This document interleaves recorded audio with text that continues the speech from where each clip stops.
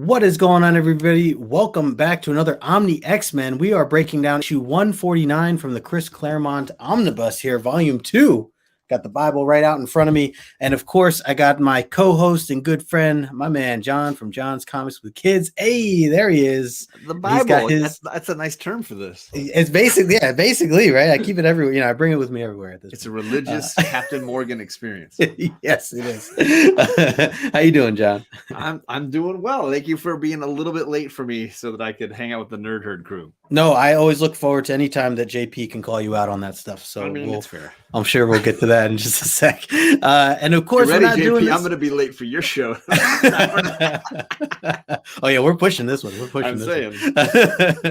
And then of course, we also have our guest for the evening. This is not his first time. We've had him here plenty of time. You got him on your shirt, which I do. I'm representing the brand. Friend, Morbius, my brother. What's up, Morb? What's going on, fellas? Appreciate you, man. Thank you for having me. Cheers to you, brother. Cheers, man. Salute, brothers. Cheers, man. Yeah. How you doing, Morb? I'm excited, man. I'm yeah. ready to go. You know what I'm saying? Got my copy, ready to go, ready to do this. Let me pull it out right now, actually, because I'm going to read along. Man. You mean the comic, right? Okay. Yep. Excuse me while I whip this out. Excuse me. Oh, yeah, I remember that, right? Blazing Saddles. Oh, my goodness. Let's see. I got to I had this. I got to put this little banner. I always forget the backgrounds, John. Always forget the backgrounds. It's all good. All right. That's actually cool. Colossus, everybody in the corner. That's going to work out. Here we go. Disco Queen. All right. So let's say a quick hello to the chat. We have a lot of things to go over here, and I know we're going to try to keep this within this hour. So we're going to say hello to the chat, and also want to remind everybody to stick around because we do have our questions. We're going to have our, for our raffles.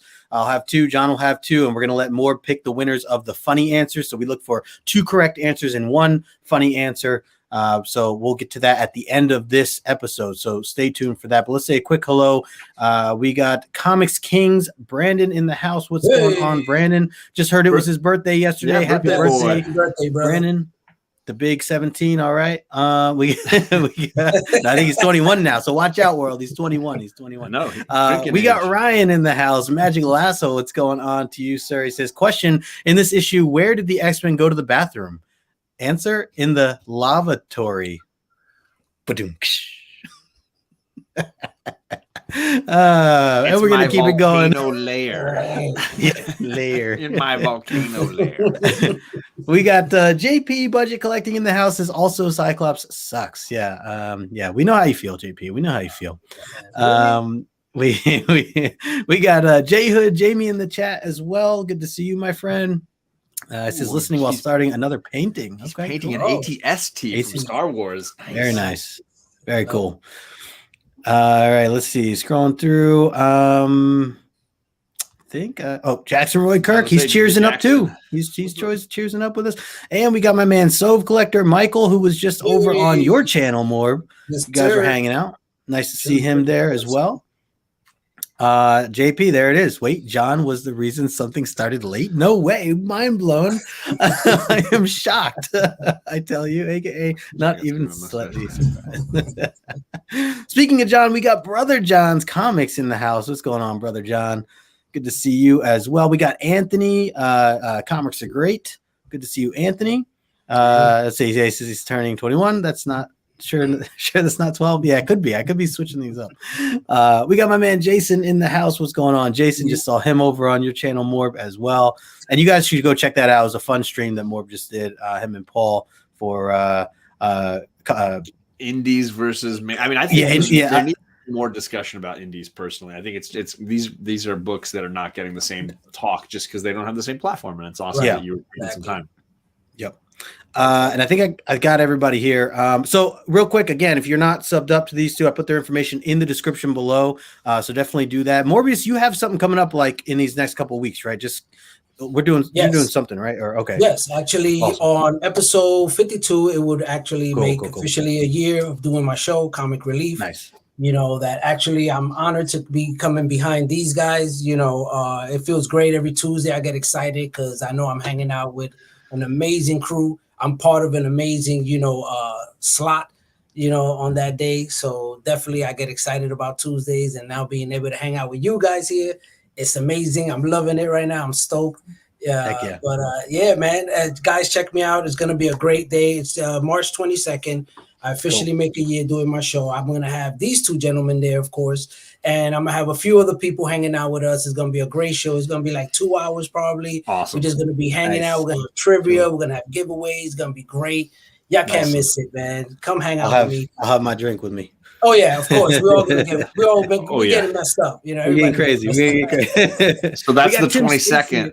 The 22nd, March 22nd. Which means that's the week we're going to be taking a week off because we'll be over on Morb's channel. So just make sure you're ready for. We're on my channel next week, and then we're on Morb's channel the week after. Yep. So we'll still be streaming. We're just somewhere else. We'll just we're in another dimension. Exactly. So again, make sure you're subbed up to Morbius if you're not already, and of course John as well, as we'll be on his channel next week also. All right, let's get into this book here. So we're going over X-Men 149, and I want to get your just initial thoughts here first. So John, I'll pass it to you. What were your initial thoughts overall, and how would you grade this?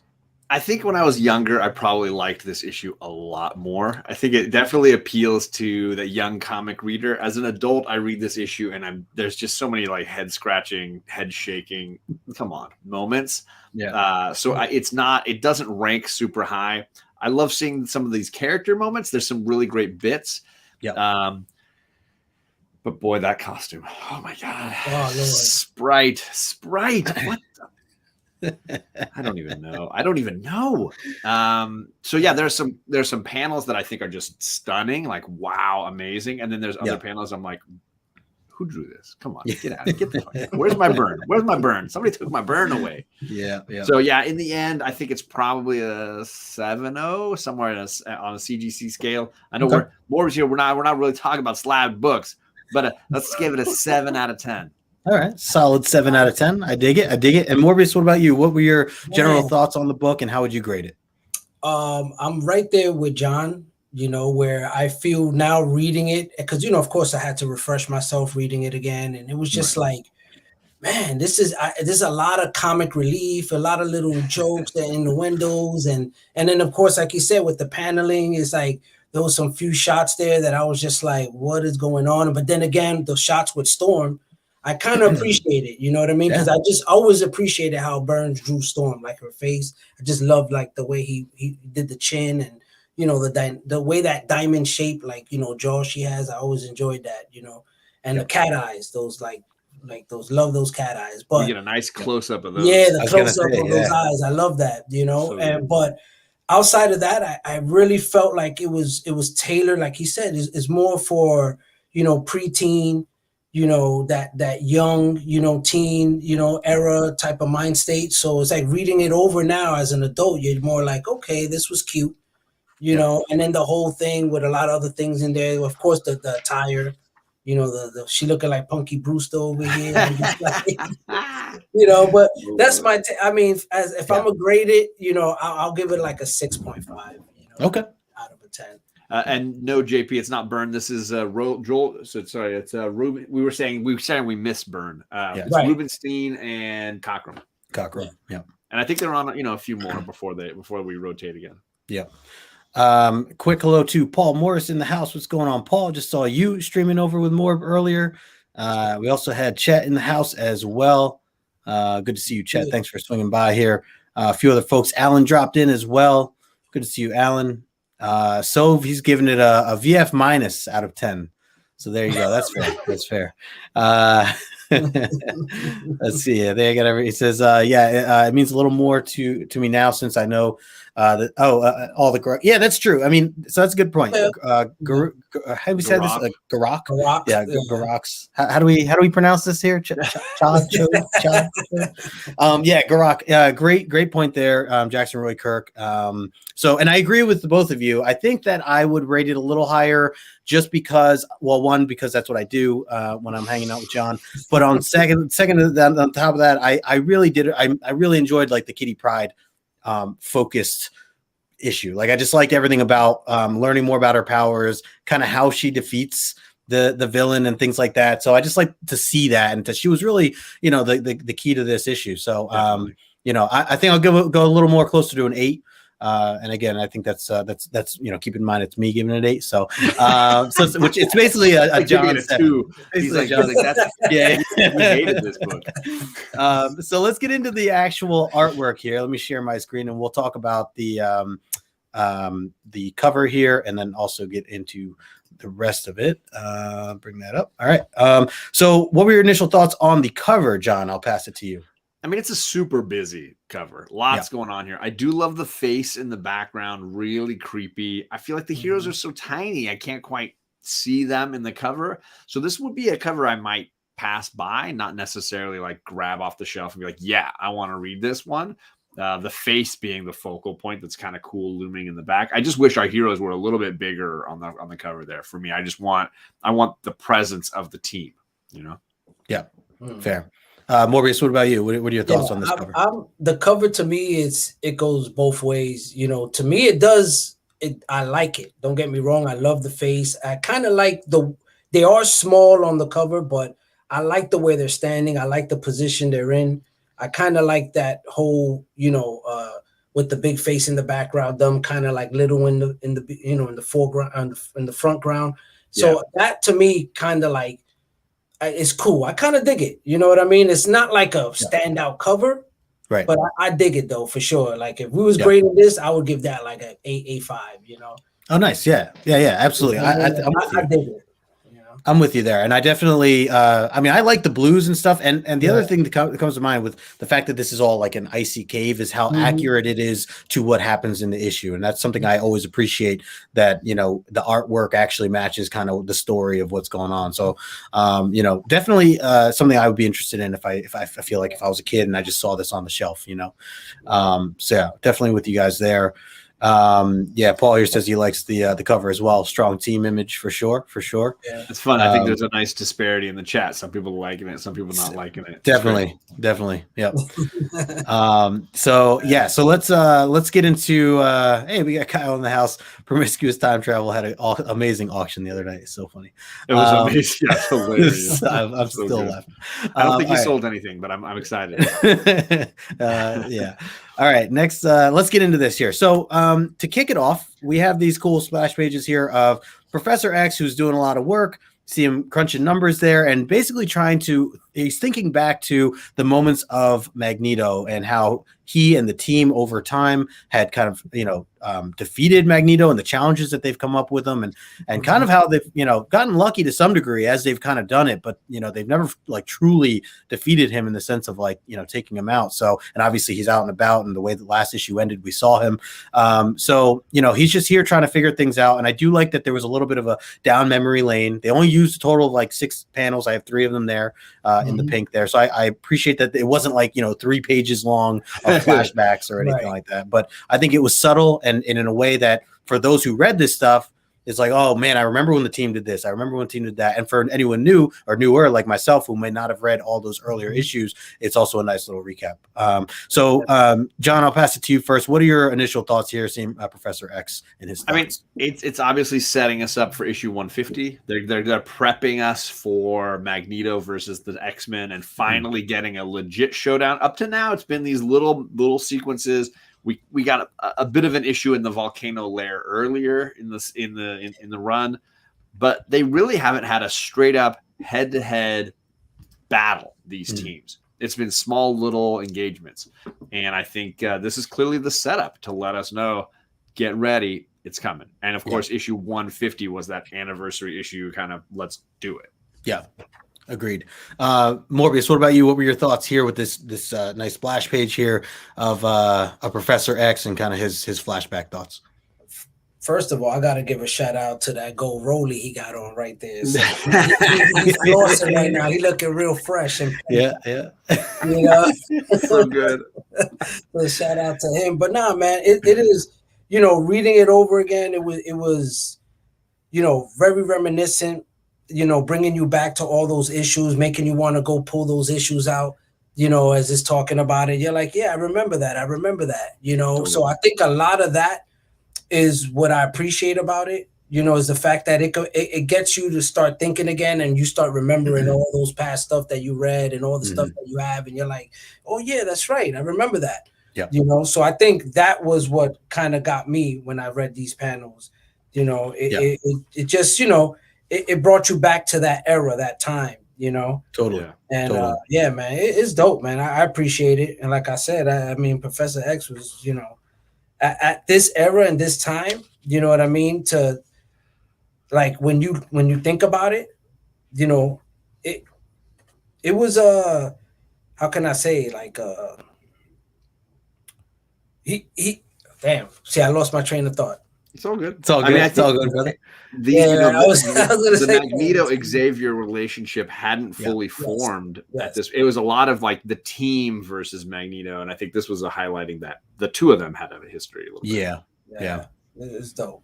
Definitely. Well, I definitely agree with you guys, and unfortunately, things kind of get broken up here as we get some mistakes here. Kitty Pryde comes flying in, you know, phasing through walls out of nowhere as he's in deep thought, as you can see here. He's really trying to figure out like how are we going to come together and defeat the team. And then she just comes in dressed into what I don't know what her new costume, and she's all excited. She's like, "Look at me, Professor! I made this new costume. I don't want to wear that old one that you gave me, the hand-me-down costume." Yeah. And he freaks out. I mean, he legitimately like puts her in her plate, like really like goes off on her and like over the top, where it's just like, you know, like that's how I felt with seeing Will's face there. Like, oh, you know, like he really went off and telling her, you know, that she ruined the computers, the system, like all the thing, everything. He basically he didn't save, is what I read. Is that he didn't hit the save button. He did so not. He missed everything. No. So that's really on him. He should have saved whatever he was working on. And then important. Yes, absolutely. And then on top of that, he like puts her down for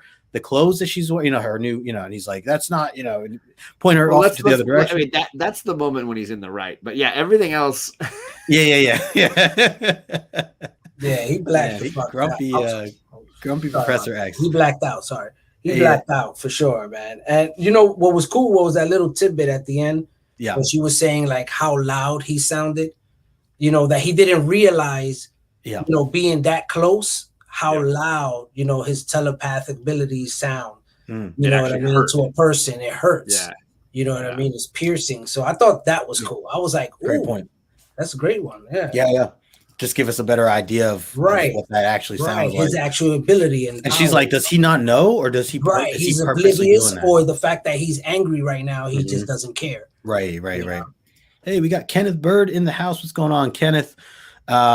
So yeah, this was, and then of course, you know, going on to the right side, she's now, it's flashed over to the rest of the team. They're in the danger room. They are working on it still because it's constantly needs work. I mean, it's just the way it is now at this point. Kitty Pryde destroyed it initially in 143, and now it's ever since then, it's not really been the same. But with all that being said, she comes floating through the ceiling there, and Storm kind of like throws some wind her way and knocks her off her, you know, her balance, and she's falling. And so she ends up, you know, tripping, falling. And then they do a little tag, you know, throwing her around here. Nightcrawler saves her, but then throws her to Wolverine, and then Wolverine tosses her down to Peter, her quote unquote boyfriend, as they put that out there, which is the first official time they kind of mentioned that they might be boyfriend. It's been like undersaid at this point. Yeah. Morbius, what are your thoughts on some of this as she's, you know, trying to get back to the team here? You know, that part right there, that's where, you know, you start, you know, thinking like, oh, okay, this was more written for, you know, a younger audience, you know, when you start to get to this whole boyfriend girlfriend thing, and her, you know, her outfit, the way it looked, like I said, it's like straight up Punky Brewster. Yes. You know, that whole era, that time, you know. And then just dumb, like it just bugs me out seeing Wolverine with like a, you know, a wrench in his hand, like, and he just like looking like he coming out from under like a 1980 Chevy and shit. You know, like that panel of him, you know, it just like stood out to me, you know. And I read it, I was just like, oh, just seeing him with a wrench in his hand just felt weird, like, you know. You know? But yeah, man, to me it you know, it was funny, you know, seeing them, you know, interact with each other like this, and the way he was playing, they played off each other. That was pretty cool. How Nightcrawler, you know, quickly threw her to Wolverine. Like they were still on point, you know what I mean? You could tell like they're still the team. They still, even though they're working and chilling, they could still get it in if they had to. Right. You know what I mean? Like they showed like they're still on top of their game. You And know, I love the they don't need to actually communicate out loud. right. Storm does this move knowing Instantly. Nightcrawler is going to be there. Yeah. And once Nightcrawler is activated, Wolverine's like, yeah, I got Boom, you. I'm on it. And then now the base of the whole thing is Colossus waiting. I think it's clearly a great sign of how this team has gelled. Yeah, true. Well said. Well said. They come a long way. You see it. Oh, We totally. got 62 lefty blues in the house. What's going on? Yeah, no, I think you guys are spot on with that. Let's keep this going here. So afterwards, they get a call from Professor X to the rest of the team. You see his big head there on the left as he calls everybody into the briefing room, and basically they're now set on a mission where he asked them to go check out the layer in which what was it, issue, what were we, 104, John? That was the initial. I'm sure Chet will correct us, but it's somewhere in there. Yeah. So this is like going back to where they first battled, or the new team first battled Magneto, and that was before the layer though. 104 was like when he's escaping the like lab. Oh yeah. Oh okay. Moira's lab, and then later it's the volcano layer is after Arcade somewhere. Remember, like Arcade, and then the flying wagon. Oh yeah. Oh yeah, I can't forget that flying wagon. Yeah, so he's basically asking them to go check it out now. It's been, I think, at least months, if not over a year or so, that they've actually even considered this. But he wants to make sure, hey, is there anything left over? He wants to make sure that Magneto hasn't retaken over his old layer, and so it's way down south, the deep south. So the rest of the crew's there. I love this little, banter back and forth where we get Peter and Logan like playing cards, right? Or gin rummy, and they're going at it with each other. And then he goes into, and they discover that Kitty Pryde's actually on the plane with them. She's not supposed to be, and that's, you could see Logan like pulling her by her pants there and saying, "Look what I found," as she's hanging. And Storm's not happy. Some of those drawings of Logan, I'm not a big fan of on this page. Some of them, I'm just like, he looks a little odd. His posture, his posing looks a little funny, but I do love, like you're saying, the little character moments. Yeah. Where they find her, they have to figure out how to deal with her. Storm being like the angry mom. Look at the bottom panel with the finger in her face. Totally. Right? Yeah. Like young lady, you owe me your allowance. Pretty much. Yeah, more. What did you think of some of this stuff here, some of the banter and seeing Kitty Pryde getting into some more trouble here? Like once again, it's fun. It was cool, like seeing it. It was great. It's like you laugh at it. You just, because by this point you're already invested. You're just like, you already know where we're going with it. So you just might as well ride along with the with the train, and just go with it. So I thought it was funny. I enjoyed it. You know what I mean? Seeing Wolverine come up behind her and snatching her up. It's like, yep. And then standing. And it's funny how Johnny said that posture that it's just weird. It's like he's like the way he's standing was like, it was like, I don't know. Yeah. That kind of looked funny. But outside of that, it was cool. And like you said, she was definitely the mean, upset mom that was just like, yo, what I tell you, what I'm saying? Next time you do that, I'm gonna bust your. It's like, it was great. It was great. I enjoyed it. I personally enjoyed it. To Justin's point earlier, this is a Kitty Pryde focused issue, and some people in the chat. As a result, we're in that young teen trying to find her identity, trying to dress herself, making bad choices. There's a lot to be appreciative of here. And again, as a kid, that connected more to me. And I could appreciate those things and those little mistakes that she's making amongst a team of, that's semi-adults who have really come together. I think that she is a different kind of note to add to what's going on here. And so I can appreciate it even as an adult, but as a kid, it connected a lot more. Yeah, I can see that for sure. I like Roy Kirk said, Kitty, watch where your hands going. Wolverine Peter might get mad. Better watch it. All right, moving on here. So now we get the team flying over and they see the volcano that they're supposed to go check out. We were making some Dr. Evil jokes earlier, and I realized that's a missed opportunity for a Dr. Evil. My volcano layer. Yeah, the layer. But yeah, so they dropped the team off, and they're like, fine, we're not going to turn this ship around now. Like we're gonna take Kitty with us, and she kind of works her way into saying like, hey, like let me go with the team here. You can see at the bottom right, she agrees like I'll go with Colossus. He and I, Colossus and Kitty, they go off one way. The rest of them go off in another direction here. I like that they had some scenes here where, and again, just reminiscing back to 113, which I saw Lasso put in the chat and a few others. The just the reminders of what the team went through and how scarred they still are is what we see here. Like we saw the nanny, the robot nanny, and it's weird because Kurt is like looking at this thing and he's a little softer about it, and Wolverine's right in with his claws. So good. He's just like, put that thing down, man. Get this out of here. He seriously, man, it's like he did not care. So I did like that. And again, these are those small moments that we talk about where just having an appreciation for the build up, and especially tying back to those older issues, and especially if you read them. And if you didn't read them, then as a kid I could see that being like, oh, I got to go back, and see what happened, what had happened that made them so scarred, because they really are hurt by a lot of that stuff. And even going into this here, we see Storm, and this is a little flashback for that Storm that we get from Storm, all the way to the detail of her remembering trying to reach out and rescuing Garak. I keep forgetting how to say that. Garak. She tried to save him in the previous storyline, and he sort of fell to his doom because she couldn't get to him in time. It was, there were fragments in the way, and she was getting hit by stuff. So yeah, she's reminiscing that great close up of her eyes that Morb mentioned earlier. Such a great drawing. I wanted to mention one thing that really bugged me on the previous page was like, Storm gets really upset with Kitty Pryde for making too much noise. And she's like, guys, we're trying to be quiet. Like 6 panels earlier, she's like, hey, big metal guy, hit that wall for us. Like 6 panels ago, she was like, the sneaky way in here is the big metal guy hits the wall really hard. Just punch that shit. Yeah. Like they don't even give you the sound effect because they know how ridiculous it is to have the big metal guy punch the big wall. Yeah. And that's how we get into this place. Right. And then later she's like, 6 panels in comic books is like 2.5 seconds. Right. Exactly. And then she's like, dude, shut up. You're making so much noise. Yeah, it's all your fault. Typical mom. Keep doing what you're doing. Typical mom. Great point. So that made me like go, come on, man. Like that's fair. Be consistent, mom. Be consistent. That's fair. Totally fair. Exactly. What did you think of some of this? I know you had mentioned in the beginning, seeing some of these Storm panels, especially the close-ups of her face and her eyes and everything. Yeah, I enjoyed it. Obviously, her thinking back, going back to that time and feeling that pain and that was, unable to that like. She had that closure, you could tell there's no closure there. So seeing that and then seeing the close up of her eyes, I loved it. And the way that the face was drawn, I enjoyed it.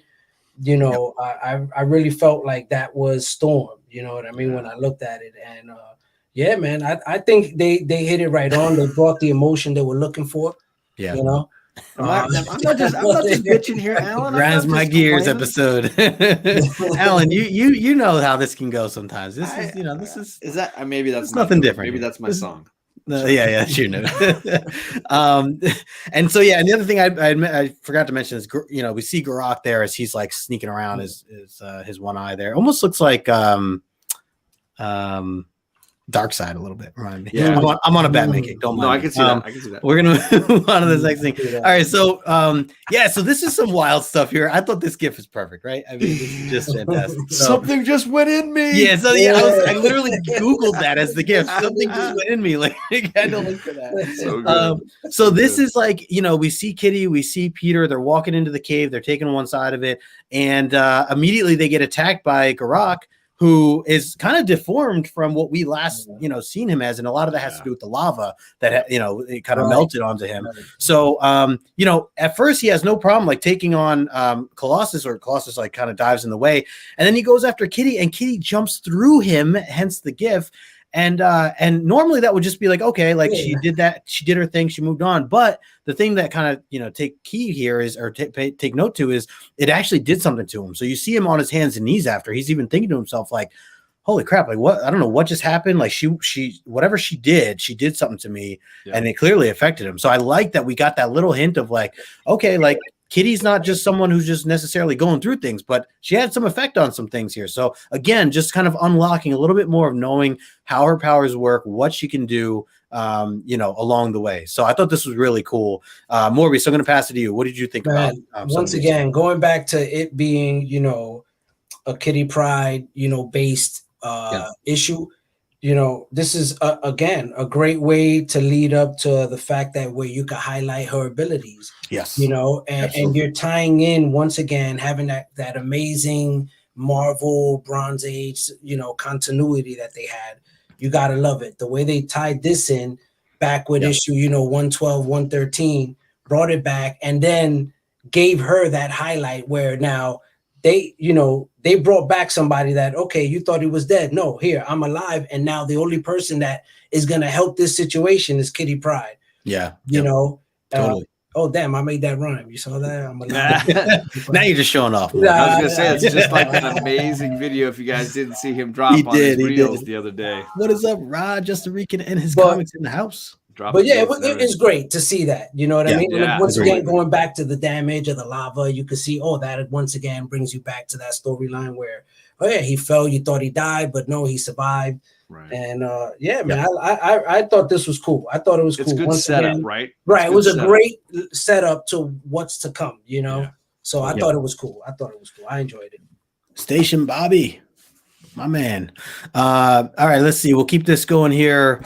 So now Storm steps. There's some crazy things happening in this thing. So Storm steps in now because from that last episode or last couple panels, Garak ends up punching a hole through the wall and some lava starts coming in. So Storm has to step up. She freezes the whole thing. I love seeing Wolverine and Nightcrawler here. Yeah, and those are literally their faces. They're right so in good. the cheeks. I'm so glad you highlighted those. Yeah, and he's like, man, I wish she could at least give us a heads up. Wolverine mumbling. And then meanwhile, it's all slippery and icy, which is what I pointed out the cover. I really appreciate that aspect of the cover. Seeing everything be lit up in blue, and then out of nowhere we see Colossus's body sliding through and just completely taking her out. It's a wipeout. It's colossical.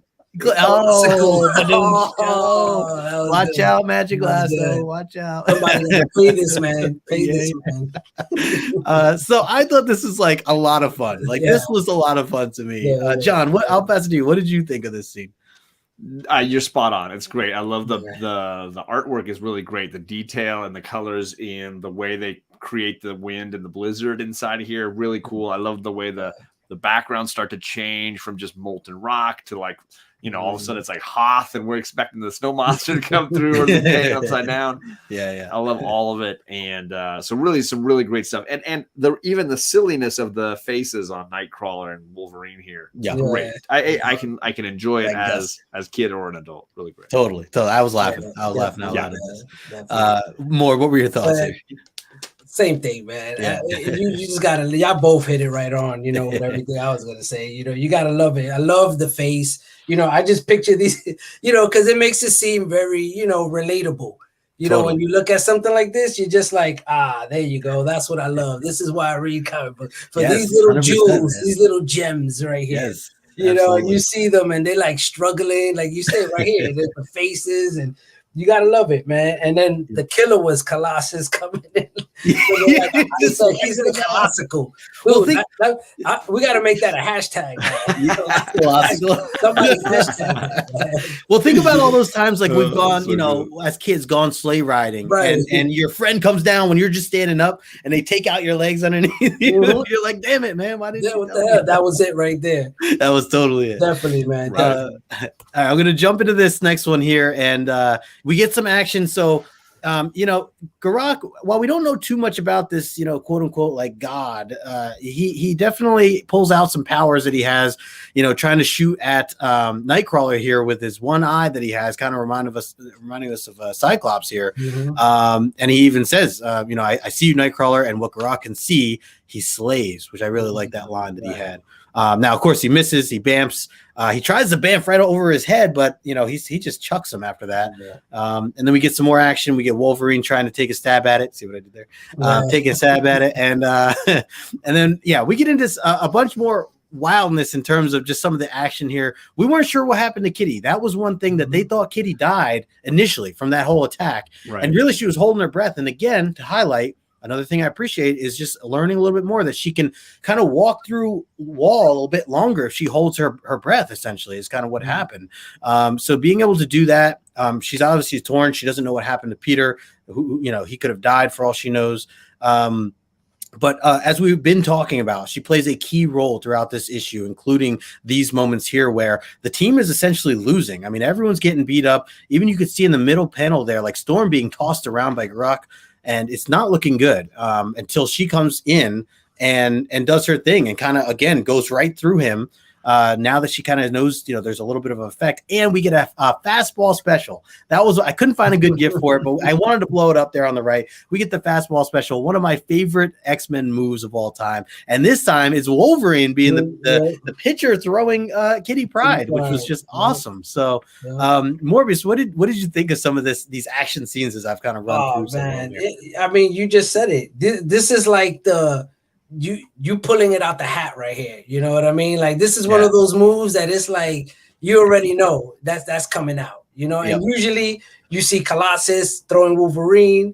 You know what I mean? And then seeing Wolverine throwing Kitty Pryde, it was dope. You know what I mean? I thought that was really cool. And just once again, it's just leading up, like you were saying, with her holding her breath.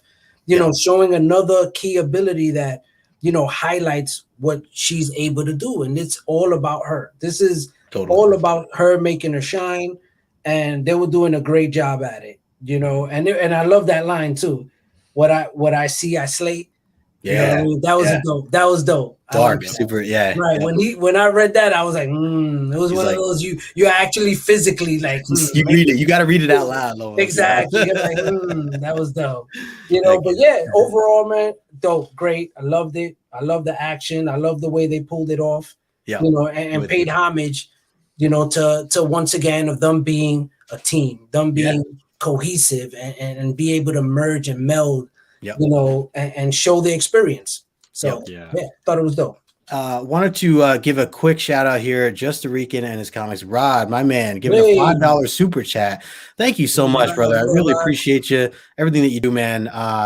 Got to play a little something for you here with the $5 super chat here. I got two videos for Rod here. First one, I'll throw this one up here. Oh, where'd it go? Got to go with this one right here. Everybody just calm down. Count of three, we're all gonna put down our guns. I have crossbows. We'll put down our weaponry on the count of three. Okay. You ready? I'm ready. 1, 2, 3. Yeah! So that's a little glimpse of me and Morbius when we're so good. Show who has the better issue. And then the other scene I got to throw because our guest here got to throw it up here for more. They want to just join that crowd and be part of that and say, yeah, you Peach Momoko, yeah, Peach Momoko. It never gets old, brother. It never gets old. Thank you, Rod. I appreciate the $5 super chat, man. I will say so. On these panels, I feel like there are definitely some art pieces that bug the crap out of me. Yeah, this face of Kitty right here next to me. Not the best work. See that. And looks I like love woman, right? I love the idea of the fastball special. She looks really awkward in that pose. One of her arms looks ridiculously skinny, and her hands look really, really big. Like, the perspective on some of that bugs me. Wolverine looks perfect in the background. The throw, the move, all looks good. So some of the panels irk me a little bit, but I still dig the message, the idea of it all, where we're going with it. I still can dig it. Cool. Yeah, I'm with you. What up, Ian? Hood Rat Comics in the house. What's going on, brother? All right, let's keep this going. So getting towards the end here, they end up taking care of the guy. He ends up falling down. Grok falls through the cracks here as he tries to take a swipe one more time at Kitty Pryde. And he just hasn't gotten the idea that, he goes right through her like every time. So he finally, he's fallen to his death. Storm's kind of knocked out here. She's trying to, Kitty Pryde's trying to get help. A little bit of a scene here with Nightcrawler where we see his bamfing ability and him trying to bamf back up, even though he's just jumped down. And again, we've kind of been learning as we go with how exactly his bamfing abilities work. With the velocity of like if he's going in a certain direction or if he's falling. We learned that a couple of episodes ago. But yeah, and then of course it all comes down at the very end. Everybody's safe. They save everybody. They get everybody back. I like how Peter just throws everybody up onto the floor there. And then they're all back in the ship on the way back, and Wolverine's got a beer in his hand. Nightcrawler's eating a sandwich, so it's kind of all settled down here. John, what are your thoughts here on some of these moments here where they kind of are victorious? It resolves very quickly, and I get the reason, but I do love, like I think Morbius was saying earlier, the way they use Kitty Pryde as the problem solver. Right. Yeah. She saves the day. She ends up coming up with a solution. Nightcrawler jumps right in. She plays as part of the team really well. Yeah. Agreed. Definitely, man. I'm right there with you, John. I think that here at the ending, you see, where she's now understanding how far she can go, because now you see her breaking down when she's lit that panel where, all the way, what is it? The second panel, all the way to that, the right page, the panel all the way to the right, where she's looking up at the opening, and she's, telling herself, I can phase, I can walk on air, can I carry somebody doing this? She's now never tried that before. Right. She never tried that before. You know what I mean? So these are things that when you see, and you read it, you're like, okay, the characters now, this is where the development starts with this character, where now they're showing you, how they're now mastering their ability, by acknowledging the weaknesses in their ability. Yeah. So that's the key thing, and just seeing once again the dynamics between characters, like Justin was saying, Nightcrawler, how he's also expanding his ability, and also, this was like an overall thing where everybody was just working together, but the lead person in this whole thing, who helped, get it done was of course Kitty Pryde, and it showed. And I really, and then of course, what Justin said with Peter, I thought that was pretty cool. Colossus, he just throwing everybody. Yeah. He's just chucking everybody. He's like, you get a fastball special. Yeah, exactly. It was super dope. I thought that was funny. Once again, it was cool. And then, like you said, everybody's chilling now. They're on the plane. Like you say, he's having a beer. Wolverine, of course, having his little stogie as well. And everybody's chilling. Those are the best moments. Yeah, exactly. We survived. We made it. And shout out to Kitty Pryde. Yes. and now we do get a little bit of a ender here that changes gears a little bit as we flash forward. And again, this is still kind of setting up from last episode and last issue that we had talked about. So we get Cyclops. I know JP's not happy right now, but we get some Cyclops here. He's wearing some really interesting clothes. He still is covered. Now, the big thing that happens here is he thinks he's safe. He's like, as long as Lee doesn't, say who I am, they, for those who don't know, last episode or last issue, they were discovered by Magneto. He picked them up essentially and brought them back wherever he is now. And he's like, well, he thinks that Magneto has no idea who he is still. So because of that, he's kind of undercover. He's cool. Lee didn't say his name and all this stuff, but as we see here at the end, Magneto immediately addresses him as Cyclops. So the cat's out of the bag. There is no secret here at all, and he's he's in control here. It is not good. And like you said, John, this is now building up to the Magneto issue here coming up next. So definitely a nice little cliffhanger. As I'm excited to see where this goes. Anytime Magneto's involved, I'm down. Whether or not Cyclops is involved or not. Any thoughts here as kind of closing this issue out, John? I'll pass it to you first, and especially with these scenes here.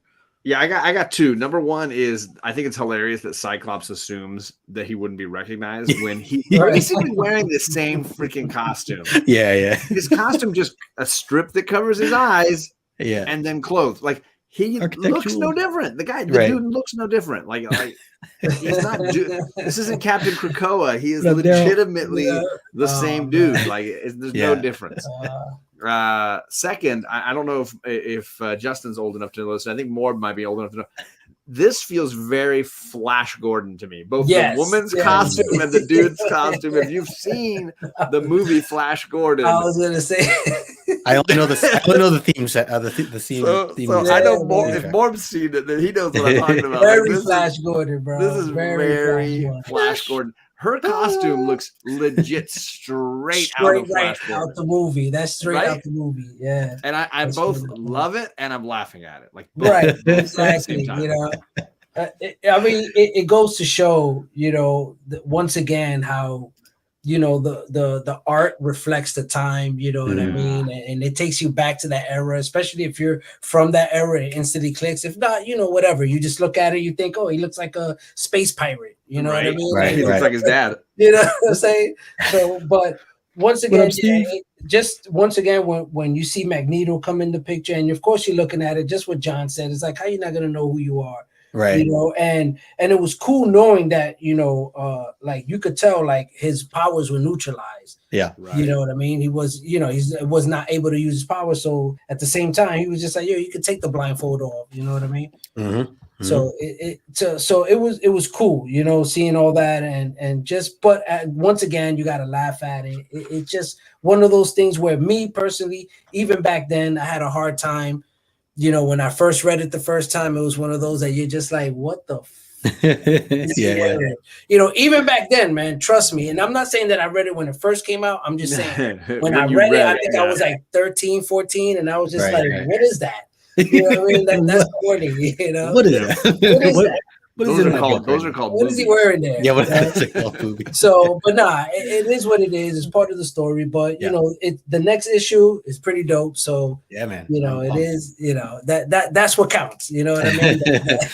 JP, it makes up for that outfit. JP says, "Well, Scott's an idiot, so of course he doesn't think someone else could figure it out." Yeah, no, I'm with you guys, and like you guys pointed out too, like this. I mean, now not this particular scene, but the rest of this issue, basically a Kitty Pryde issue, and for anyone who's a fan of Kitty Pryde and is trying to, I think of my friend Haley, Shy Comic Girl. She's been collecting more Kitty Pryde stuff. I don't know if she has this or not, but I'll have to recommend it, because this is definitely, obviously, as we continue to break this down, like it's definitely a key issue for her in terms of just learning more about her, and it's fun. I thought it was a fun issue. Yeah.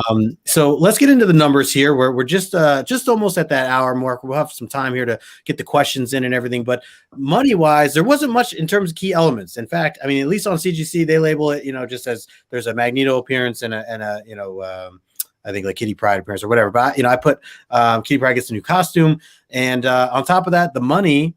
There are a few 9.9s out there, which, John, we had some last time too. Yo, they hold on a second. They really went with Kitty Pryde got a new costume. No, that was the only thing I threw in there. No, I thought you said that they were actually put that in the Come on. They didn't really have anything. This is where Morb, you would appreciate what we're doing here, because we try to throw in all the shit that they would never put on the slab. It's the stuff that if you read these stupid books, this is the stuff you'd actually know. This is the stuff you actually get. Because they don't mention this. Yeah, they would never put that on a slab. But sometimes people don't realize this is the third time this happens or whatever. You're doing God's work. So, we're here for those X-Men fans. That's right. So, John, you said five on the consensus here. We've never had 5 9/9s on any of these books before. That's crazy that there are 5 of this book. Yeah, I think there was like 2 last episode or last issue. Especially a really dark cover. I don't know how that's possible, but whatever. Yeah. I guess the back cover must be all white or something. I don't know. And it said the last one was sold was $650. It didn't have a date as to when. The fair market value though for the 9/8s are 190. I put down at the bottom here is a 90-day average of 158 for a 9.8. Otherwise, there's plenty of those. There's 336 9/8s there. Less, in the 9.6 range, 205. Those sold for 110. So certainly affordable. Obviously we're out of that kind of range of comparing them to the John Byrne issues that have those leaps and bounds of multipliers and those 9/8s multiplying compared to the 9/6s. So I don't, for a while, I think this is kind of where we're going to be at, but yeah, certainly affordable. Anybody wants a copy of this, and obviously raw issues as well, I'm sure are very affordable. So keep an eye out for that as well. Jackson Roy Kirk makes a great point. There are 0 booty shots in this issue. Well done. So does that grade it up or down though? Right. JP says it's disappointing. So that is the issue, folks. And we're let's see. Yeah, we're doing good on time here, guys. I'm saying you really ran a tight ship tonight, my man. Yeah, man. So again, everybody stick around. We have questions now. We want to get through the questions here. If you get the answer correct, we're looking for 2 people to answer each question correctly. If you're correct, then you get a raffle ticket into each of our raffles that we'll be doing at the end of the season, which is going to come up in about May, June. So we're looking forward to that. And this is one of the items that you could win here is by Nicholas Lane 77. We got our own little artwork here, the Omni X-Men, and so great job there. And then the other option as well is going to be John with his mystery box. So you can win either of those. You just got to answer the questions here. Even if someone answers it correctly, you can copy and paste. Otherwise, we're looking for a funny answer, a sarcastic answer. So feel free to answer it that way as well. And we're going to let Morbius pick which one he thinks wins each of those questions. So with that being said, John, I'm going to pass it to you first. Yeah. So we're going to talk about previous issue 148. And my first question is, what piece of news did Banshee get at in the beginning of that issue? He got some very important news, and we're looking for 2 correct answers and a funny answer. What did Banshee learn? What news did Banshee get last issue? Pretty big news too. I mean, significant, so. Right? Big and yet random at the same time. Right. Get ready for spaghetti. Two looking for 2 correct answers and of course a We've funny already got answer. them. Boom! Yeah, look at that. Yeah, Albert and JP, right? Yep. So it's his daughter. So It Albert looks like there. Lasso JP. fell asleep tonight. I don't know, but he's And playing the Chet comedy left. answers. Right. Yeah. Yeah. So we do have some funny ones. I'm going to highlight some funny ones here. I'm ready like spaghetti. Or actually, Albert might just be saying that he's ready. He's ready. Like He's just ready. Yeah, he's ready. I'm actually having for dinner tonight. Ryan, of course, has got his tickets to the Diana Ross concert. Got to include Diana Ross. Ouch! He found out his powers are lame. Oh, Michael, shots fired from Soap Collector. Daryl says there was a sale on Irish whiskey. That's important news. That is important news. Oh man! Bobby said they canceled St. Patty's Day parade. Don't mess with us, Bobby. Come on now. Ooh. Industrial strength sucrets had gone on sale. Industrial strength sucrets had gone on sale.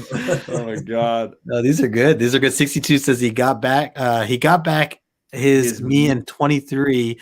He is not related to Cyclops. Related to Cyclops. There you go.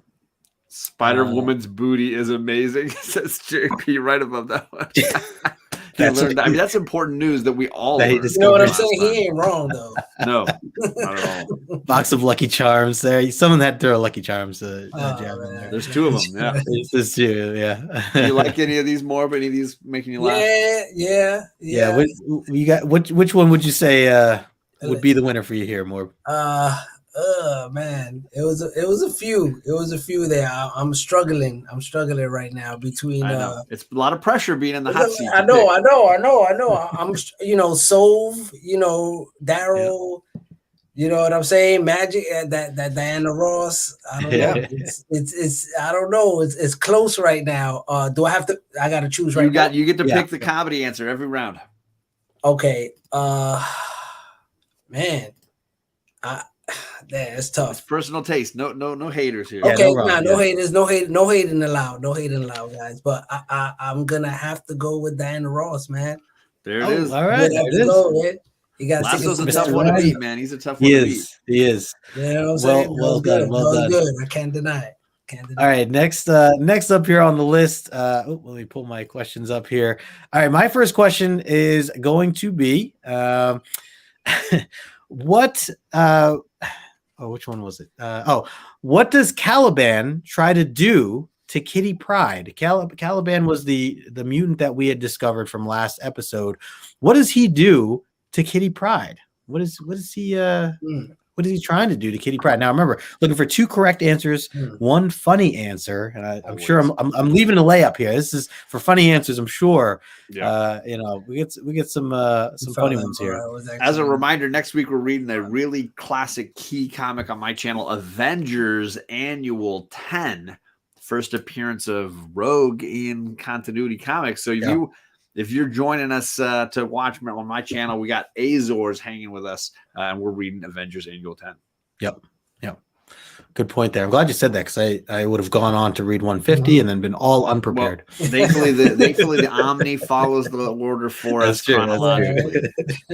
But 150 will be back here on Justin's and on the 29th, the week after Morbius' 1-year anniversary. That's right. Okay, let's see. So we got a couple of answers here. Let me scroll back through here.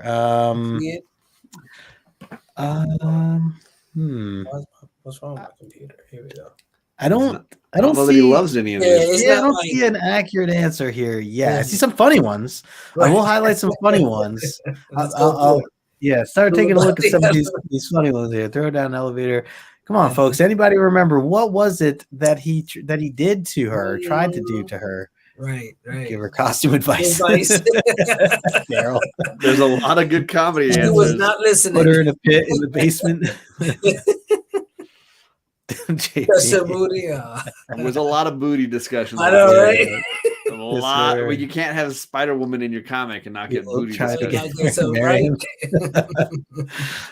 Oh goodness. The country, Jesus Christ. Be his quote unquote friend. Right. Ooh, Roy Kirk. Hot take. Ooh, hot take. Okay. Let's see. Try to figure out how the outfit made her feel. Stupid. Oh boy. Man, I'm not seeing any Nobody, right? correct answers at this Come on, very guys. moment. I mean, if this is the case, we can certainly we'll have I know we're tight on time here, so we can have more comedy answer, and that might be it. yeah, we can have more more. Why don't you select a funniest answer here, and Let's do the funniest answer. All right. Yeah. So I'm gonna have to go.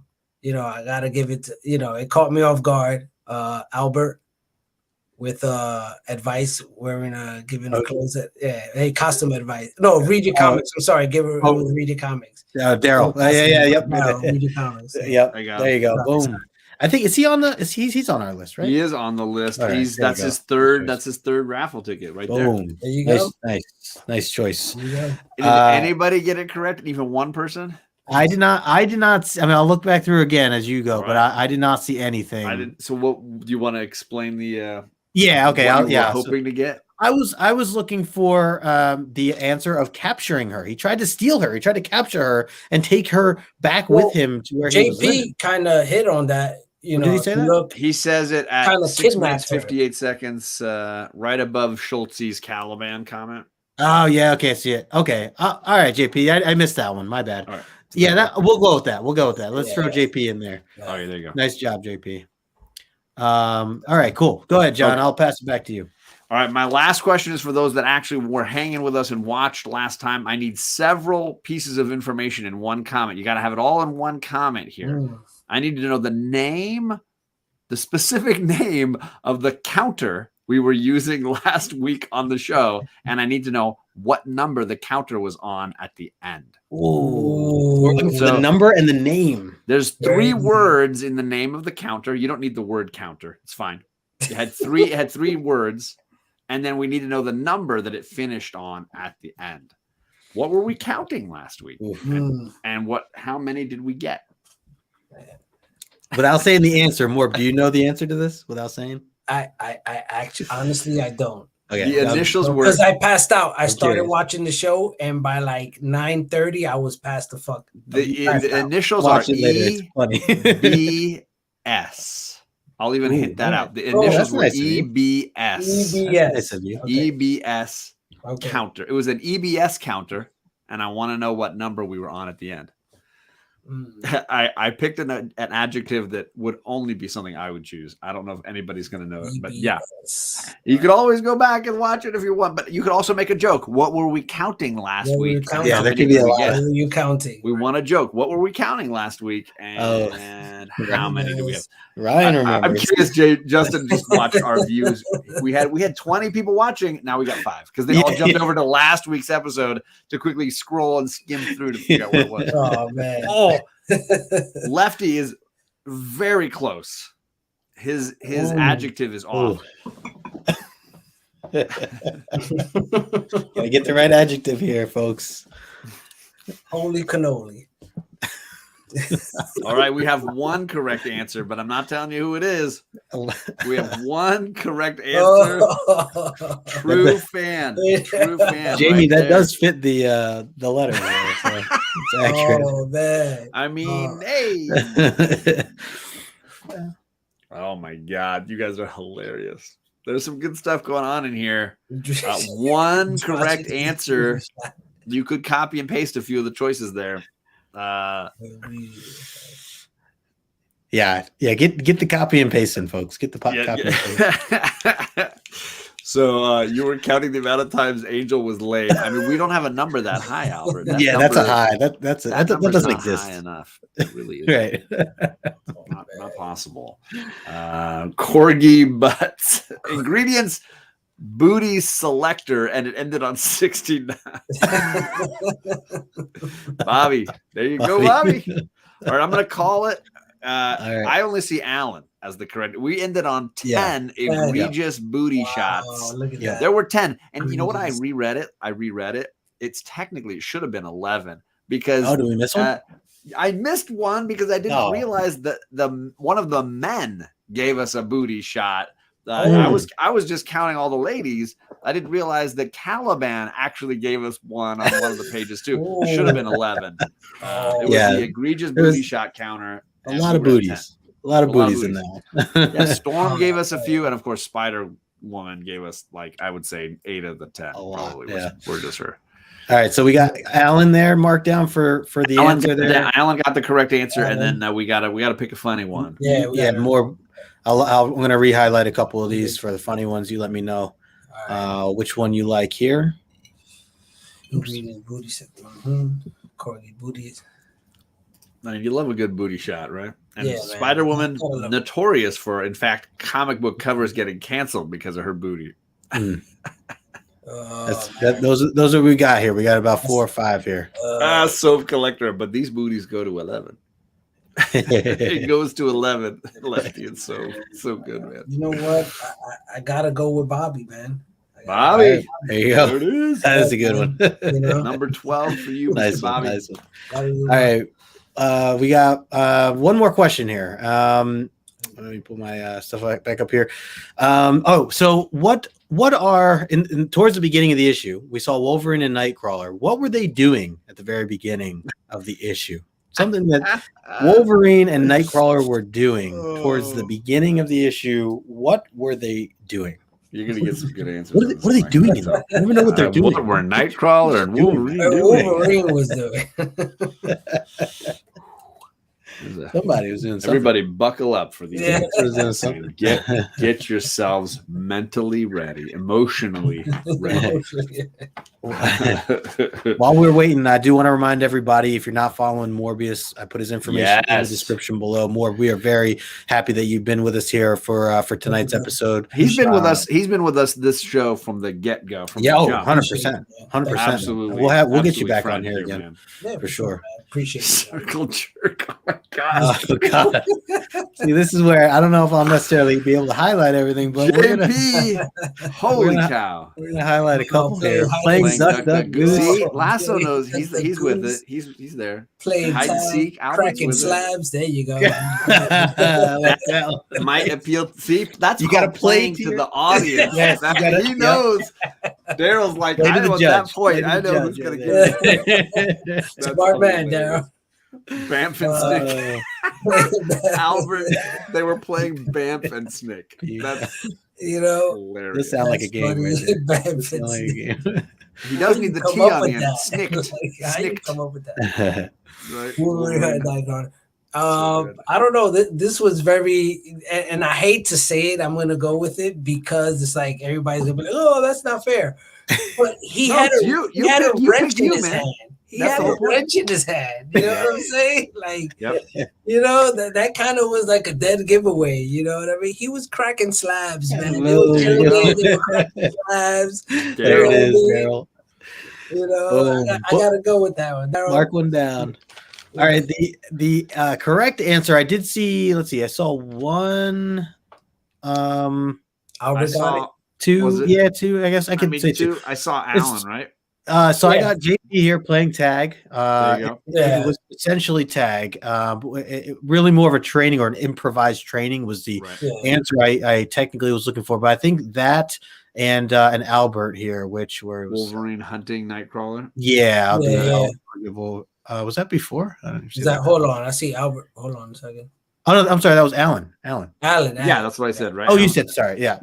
So Alan, Nice Well, job Albert there. said playing hide and seek, so that's Okay. See what I'm saying? Yeah. So it kind of. I don't didn't know. take it. I didn't take it. Nah, Yeah, right? I wasn't gonna do that one. So Yeah, I gotta go. Yeah. Okay. But all right, cool. So we got those. Thank you all so much. I know, John, you got another show coming up here in just a sec. What show do you have so we can all? I'm over on JP Budget Collecting talking about one of my favorite indies, Die, from Stephanie Hans and Kieran Gillen. Nice. Fantasy role-playing D&D kind of 20-issue series. We're finishing it off. We're talking about the final 5 issues of Die. A really great, visually exciting and powerful series. Nice. So I'm over on JP's channel in 20 minutes. Nice. Perfect. That's an indie. That's indie book, right? Yeah, it's an indie book from Image. There is a 20-issue series for trade paperbacks, and we're talking about volume 4. Nice. If you like Dungeons and Dragons, that is I think a very on point description of that style. Yeah, and honestly, the real theme of the comic, from my perspective, is who are you really? And the main character of the comic is a man who, when he plays the game, plays as a woman and is coming to realize maybe that's my real identity. And the whole book is about gender identity. And then he's coming to terms with the fact that maybe he didn't want to stop playing the game because this is the true person he might really be. Wow, it's a lot deeper than I had initially. Way deeper. Yeah, I read the final first trade, volume really digs and scratches at that comment, that theory. Very nice. Powerful. Yeah, very cool. Well, that's over on JP. So there he is. I'll highlight him there. You guys can go check that out in just a little bit.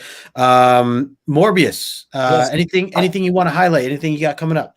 I'm going to say, if you missed his show earlier tonight, Indies versus DC Marvel, you should definitely check that out on the rewind. You should for the special guest alone. You should go check that out for the special guest alone. Yes, I had a very, very special guest. I was very excited to have this person on. So if y'all don't know who it is, go check the replay because y'all won't be disappointed. And the show was amazing, dude. I had a great time today. I thought the show was exactly what I needed to, have. When I thought about it, I was like, well, actually, it was actually Crash. Me and Crash were talking, and Crash came up with the, he was like, hey, indie verse. I was like, you know what? That's great, man. We should definitely talk about that because we were already having that conversation. Because Crash is big on indie, so. But you guys are always big on reading your books. And exactly. That's what it's about. Indie fans are not just speculators. Indie fans, they read. You know what I mean? Because it's so in depth and it's so much there.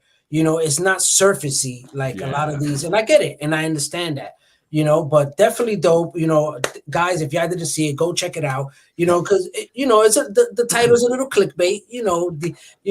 Major mainstream comics versus indie, but it's accurate though. I think it's accurate. I wanted to bring people in because I wanted them to have that conversation. Absolutely, and I wanted to highlight not just mainstream, but the indie comic because I do collect indie. I'm not gonna lie, so. Definitely, guys. Appreciate you. Thank you for having me. And check me out, man. Of course, I'm on IG, always posting every day and, doing my thing. Some of the best photos on Instagram, in my opinion, rolling out of this guy's Insta. I was always the guy that was like, how the fuck does he take? It's simple. Yeah. Get him out of the slab. Take great pictures. Take great pictures. No more glare. No more glare. Man. Man. No bag, no board, no slab. Dude, you'd be surprised what a screwdriver and a wrench and scissors would do. I tell you. This is what I'm talking about. You got to promote the M&P. It's the M&P services. Morgan Paul services. And that stick. You gotta get your custom-made stick. Yeah. Awesome. Well, Morbius, again, thank you, man, for joining us, being with us here for this. And always a good time. And appreciate everything that you're doing. And John, again, we'll check you out over on JP's channel. And I also want to remind people later this weekend, I have Comic Collector Origins. I'm actually, Morbius, you mentioned Scheme. I'm going to have Scheme Richards as my guest for Comic Collector Origins. Nice. That's going to be 2:00 Saturday. So really looking forward to that. We're going to deep dive into some music talk, some comic talk, and all that stuff. And then we're building Legos on Sunday, and y'all are invited. And I got this. I got this bad boy here. Get me in trouble, man. Look at this guy. Come on, man. You're gonna get me in trouble, man. I can't. I know you got a whole stack right next to you. I know you got a whole stack right next to you. Man. And so does John. Man, look at this. I'm gonna be working on this Spider-Man. I got to build Venom here, man. I got Venom. Woo-hoo. Got the Lego flex. The Lego flex. No, he didn't. No, he didn't. All right. All right, gang. Well, again, everybody, we'll catch you on John's channel next week for Annual 10, Avengers Annual 10. So don't forget about Azores. that. And we have Azores. So, yep, going down. So until next time, we will catch you all.